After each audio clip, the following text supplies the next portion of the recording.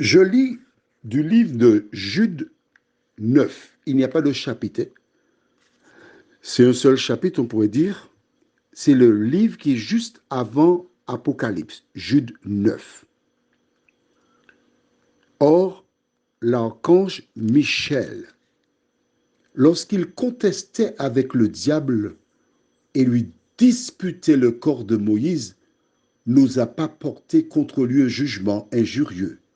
Mais il dit que le Seigneur te réprime. Nous voyons le corps de Moïse. Prions. Seigneur, Moïse est mort. C'est toi qui l'as enterré. Et le verset que nous venons de lire semble indiquer qu'il y a eu une dispute entre toi et Satan. Satan qui estimait que Moïse n'avait aucune raison d'être sauvé. Mais ce qu'il ne sait pas, Satan, c'est qu'après avoir péché, Moïse a reconnu. Par son comportement, il a obéi à la parole de Dieu et l'Éternel a pardonné. C'est pourquoi il représente toutes celles et ceux qui sont morts, mais seront ressuscités lors de l'avènement de Jésus. Merci pour cette révélation, nous t'en prions. Au nom de Jésus et pour ta gloire éternelle. Amen. Alors, nous allons, avant de développer, aller dans Luc chapitre 9, versets 29 et 31. Pendant qu'il priait, l'aspect de son visage changea et son vêtement devint d'une éclatante blancheur. Et voici deux hommes s'entretenaient avec lui. C'étaient Moïse et Élie qui, apparaissant dans la gloire, parlaient de son départ qu'il allait accomplir à Jérusalem. Avant la mort de Jésus, il a eu un entretien avec Moïse et Élie.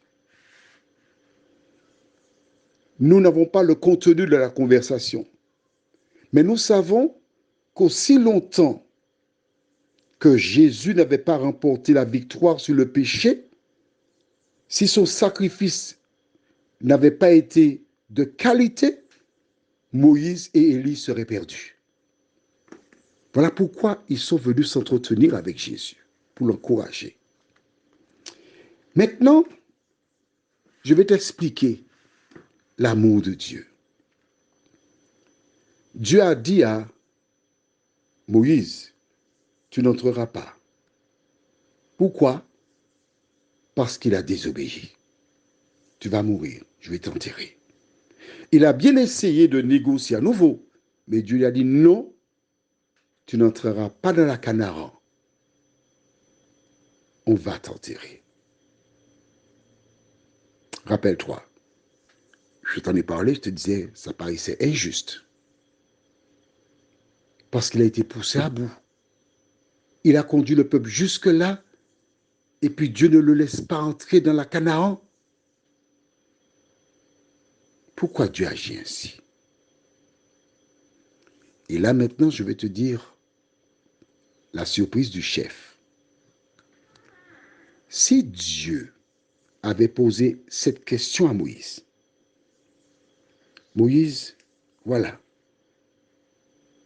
je te l'ai choisi. Soit tu rentres dans la Canaan et tu prends le risque de pécher, de perdre la vie éternelle, ou tu meurs,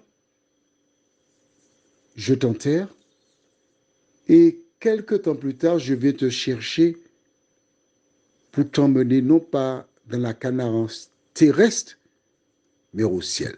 Lequel choisis-tu? Imagine que c'était toi, Moïse. Lequel aurais-tu choisi? Entrer dans la Canaan, être malade, souffrir, mourir, ou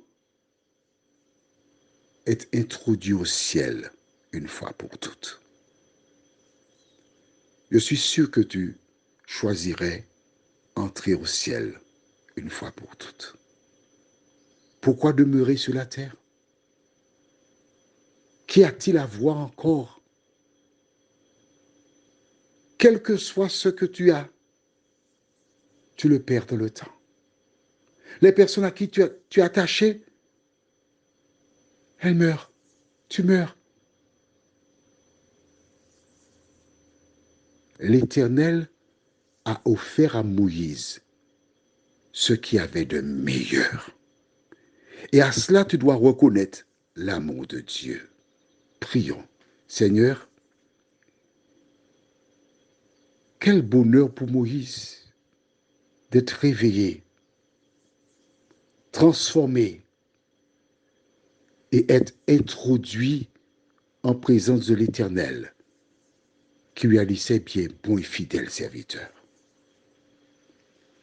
L'expérience de Moïse est là pour nous encourager, nous fortifier, afin que celles et ceux qui sont faibles, qui pensent qu'ils n'ont pas le pouvoir et qu'ils ne pourront pas le faire, trouvent le réconfort, la force dans cette expérience et la parole de Dieu.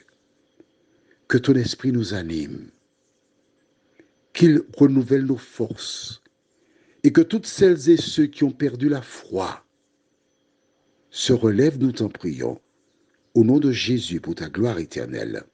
Amen. Je te souhaite une bonne journée et que l'Éternel continue de veiller sur toi.